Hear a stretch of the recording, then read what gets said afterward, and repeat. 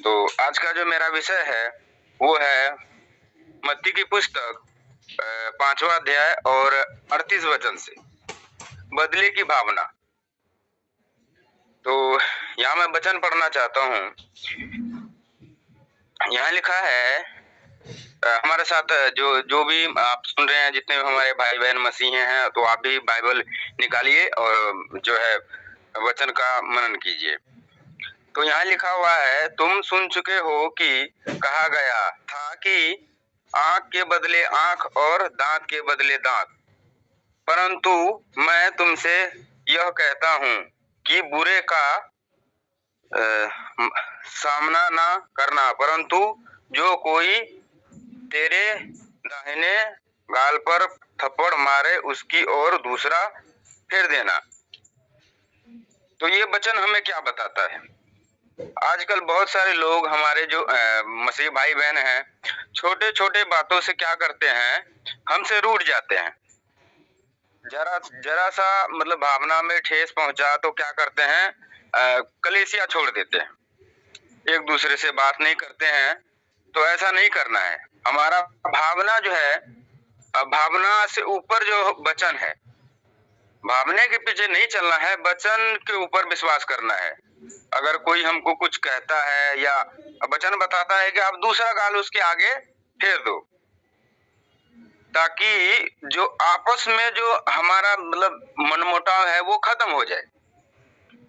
तो यही वचन है। वचन का मतलब ये है कि देखिए, हमारे बीच कोई मनमुटाव नहीं होना चाहिए।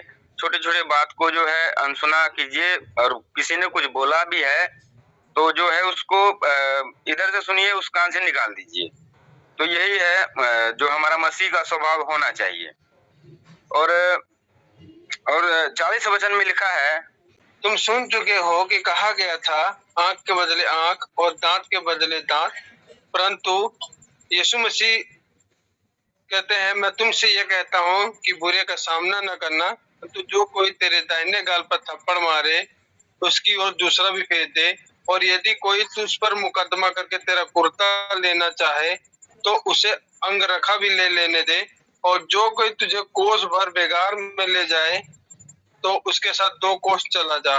जो कोई तुझसे मांगे उसे दे, और जो तुझसे उधार लेना चाहे उससे मुंह न मोड़। तुम सुन चुके हो कि कहा गया। बस बस बस बस बस।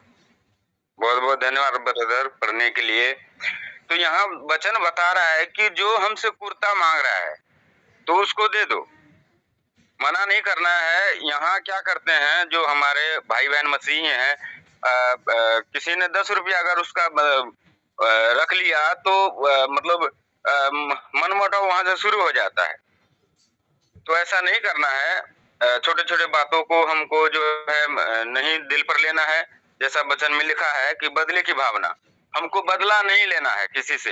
यहाँ हमारा कोई शत्रु नहीं है, क्योंकि वचन बताता है कि हमारा जो लड़ाई है मांस और लहू से नहीं है, वो अंधकार की शक्ति से है। तो इसीलिए मनमुटाव जो है छोड़ के हमें अपने पुराने बातों को भूल कर अपने जो है दोबारा प्रभु में आगे बढ़ना चाहिए, कलीसिया में आना चाहिए, प्रार्थना में आना चाहिए।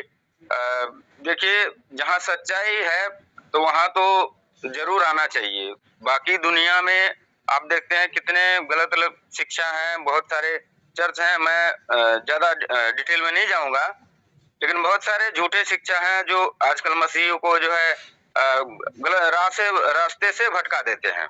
तो ऐसा हमें नहीं करना है, जांचना है, परखना है और अपने आत्मिक जीवन को जो है आगे बढ़ाना है। तो यही मेरा रिक्वेस्ट है कि आप पुराने बात को भूल जो है नई सिरे से दोबारा शुरुआत कीजिए, और जो है दोबारा प्रार्थना में आइए, दोबारा चर्च में आइए और दोबारा मेल मिलाप कीजिए। ये मेरा रिक्वेस्ट है। तो आज का जो वचन था यहीं तक था। मैं अपने जो है वचन को विश्राम देता हूँ। जय मसीह की। थैंक यू ब्रदर, बहुत बहुत धन्यवाद जरा सा संदेश देने के लिए, हम सबको सिखाने के लिए। तो आइए हम आगे के समय, हमारे बीच में श्रावजीत ब्रदर है। तो श्रावजीत ब्रदर, आपको इस चैनल पर वेलकम, स्वागत है। और परमेश्वर आपको आशीष करे, अगुवाई करे, तो आप हम सबको परमेश्वर के कलाम को सिखाए, समझाए। थैंक यू, धन्यवाद ब्रदर। धन्यवाद करते हैं परमेश्वर का जो उसने सुंदर समय दिया अपने वचनों को सीखने का और बोलने का भी मौका दिया, क्योंकि सिखाने वाला परमेश्वर है, हमारा पवित्र आत्मा है। तो पवित्र आत्मा ही हमें सिखाता है। तो आइए हम पहला तिमोथियस 4:1 में पढ़ते हैं यहाँ पर। परंतु आत्मा स्पष्टता से कहता है कि आने वाले समय में कितने लोग भरमाने वाली आत्माओं और दुष्ट आत्माओं की शिक्षाओं पर मन लगाकर विश्वास से बहक जाएंगे। तो आज यही हो रहा है कि बहुत सारे मसीही लोग क्या करते हैं, चर्चों में बहुत ज्यादा घूमते हैं, कभी कहीं किसी चर्च में चले जाते हैं, कोई किसी चर्च में चला जाता है। इसका कारण क्या है कि उन्होंने परमेश्वर को नहीं जाना है। परमेश्वर को ना जानने के कारण क्या है, वो भटक रहे हैं, संसार के वस्तुओं के पीछे लगकर क्या करते हैं, अलग अलग चर्चों में जाते हैं। तो शैतान क्या करता है, ऐसे लोगों को क्या करता है, गलत शिक्षाओं में डालने, दुष्ट आत्माएं होती हैं जो भरमाने वाली होती हैं, तो उनको क्या संसार का अभिलाषा में डालती है, गलत शिक्षाओं में डालकर वो विश्वास से क्या लोग क्या बहक जाते हैं। और हम सोचेंगे, आप लोग भी सोच रहे होंगे कि क्या चर्चों में भी दुष्ट आत्माएं काम करती हैं? तो हमें वचन से देखना पड़ेगा, वचन हमें क्या सिखाता है। जैसे दूसरा कुरिन्थियों हम 11 अध्याय में देखते हैं और 3 और 4 पद में देखते हैं, वहां पर लिखा है, परंतु मैं डरता हूं कि जैसे सांप ने अपनी चतुराई से हवा को बहकाया, वैसे ही तुम्हारे मन उस सिधाई और पवित्रता से जो मसीह के साथ होनी चाहिए कहीं भ्रष्ट ना हो जाए। तो परमेश्वर का वचन सिखाता कि सांप ने देखो अपनी चतुराई से क्या किया था, हवा को बहका दिया था। तो गलत शिक्षा के कारण क्या है, शैतान ने उसको बहका दिया, किसको, माँ हवा को। तो यदि कोई तुम्हारे पास आकर किसी दूसरे यीशु का प्रचार करे जिसका प्रचार हमने नहीं किया, या कोई और आत्मा तुम्हें मिले जो पहले ना मिला था, या और कोई सुसमाचार जिसे तुमने ना माना था, तो तुम्हारा सहना ठीक होता। तो परमेश्वर का वचन यहाँ पर हमें सिखाता कि दूसरा यीशु भी है और दूसरा आत्मा भी है और दूसरा सुसमाचार भी है। तो इसको कैसे हमने परख करनी है, वचनों के द्वारा। जैसे प्रेरितों के काम 17 अध्याय उसकी 11 पद में भी वहां पर देखते कि जो पौलुस को जब प्रचार करते तो बिरिया के लोग वहां पर चेक करते थे कि जो ये हमें प्रचार कर रहे हैं क्या वचनों में ऐसा कुछ लिखा है। तो अंत में का क्या कहता है, 13 से लेकर 15 आयत में देखते हैं पद में, क्योंकि ऐसे झूठे लोग प्रेरित और छल से काम करने वाले और मसीह के प्रेरितों का रूप धारने वाले हैं। और यह कुछ अचंभे की बात नहीं, क्योंकि शैतान आप भी ज्योतिर्मय स्वर्गदूत का रूप धारण करता है। इसलिए यदि उसके सेवक भी धार्मिकता के सेवकों के जैसा रूप धरे तो कुछ बड़ी बात नहीं, परंतु उनका अंत उनके कामों के अनुसार होगा। तो यहाँ पर हमें स्पष्ट परमेश्वर का आत्मा बताता है कि झूठे प्रचारक हैं चर्चों में। शैतान ने भी अपने सेवक खड़े किए हैं, क्योंकि शैतान क्या करता है कि वो देखता है कौन लोग कैसे हैं, इसका मन संसार की वस्तुओं पर है और यहाँ पर परमेश्वर की तरफ है। तो जैसा उनका मन है उसी प्रकार शैतान क्या करता है, उनको बहका देता है, झूठे प्रचारक भी खड़े कर देता है। और झूठे लोग जो संसार का अभिलाषा के पीछे भागते हैं, हमें पैसा धन दौलत मिल जाएगा, हमें ऐशो आराम की जिंदगी मिल जाएगी, तो शैतान ऐसे लोगों को भरमाकर क्या करता है, भटकाता रहता। कभी किसी चर्च में चले जाएंगे, कभी किसी चर्च में चले जाएंगे, ताकि उनकी अभिलाषा पूरी हो जाएगी, पूरी हो। तो ऐसे क्या भटकते रहते हैं। तो हमें परमेश्वर का वचन हमें बताता कि दूसरा थिस्सलुनीकियों 2 अध्याय उसके 10 और 12 पद में देखते हैं, और नाश होने वालों के लिए अधर्म के सब प्रकार के धोखे के साथ होगा, क्योंकि उन्होंने सत्य के प्रेम को ग्रहण नहीं किया जिससे उनका उद्धार होता। और इसी कारण परमेश्वर उनमें एक भटका देने वाली सामर्थ को भेजेगा ताकि वे झूठ पर विश्वास करें, और जितने लोग सत्य पर विश्वास नहीं करते हैं वरन अधर्म से प्रसन्न होते हैं, सब दंड पाए। तो क्या करते हैं लोग जो नाश होने वाले कौन है, जो परमेश्वर पर वचन पर विश्वास नहीं करते, वो क्या करते अभी अपनी अभिलाषा के अनुसार चलना चाहते हैं। बहुत से लोग हमने देखे हैं, तो वो क्या करते हैं कि पास्टर चेंज करते रहते हैं। तो वो सोचते हैं कि यहाँ पर पास्टर की अभी सामर्थ कम हो गई है, अभी दूसरे पास्टर के पास चलते हैं। तो यहाँ क्या वो क्या करते हैं, भटकते रहते हैं और उनको चाहिए कि हमारी अभिलाषा पूरी हो। तो इसलिए वो क्या करते हैं, चर्चों में घूमते रहते हैं। तो शैतान क्या करता है, शैतान ऐसे लोगों को क्या करता है, अपने बस में कर लेता है। तो हमें प्रभु यीशु मसीह का जीवन देखना चाहिए। प्रभु यीशु मसीह देखो मत्ती 4 अध्याय में देखते हैं तो वहां पर 8 पद से लेकर और 11 पद में देखते हैं। तो शैतान ने क्या किया, प्रभु यीशु मसीह को भी बोला कि ऊंचे पहाड़ पर ले गया, उसको बोला कि संसार का पूरा वैभव दिखा दिया, ऐशो आराम सब कुछ दिखा दिया प्रभु यीशु मसीह को। और शैतान ने बोला ये सब कुछ मैं तुम्हें दे दूंगा, ऐसा करो को तुम झुककर मुझे सजदा करो, मेरी आराधना करो, मेरी उपासना करो। तो प्रभु यीशु मसीह ने क्या बोला, उसने बोला शैतान मेरे पास से चला जा, क्योंकि लिखा है तो प्रभु अपने परमेश्वर को दंडवत करना, उसकी आराधना करना, उसकी उपासना करना।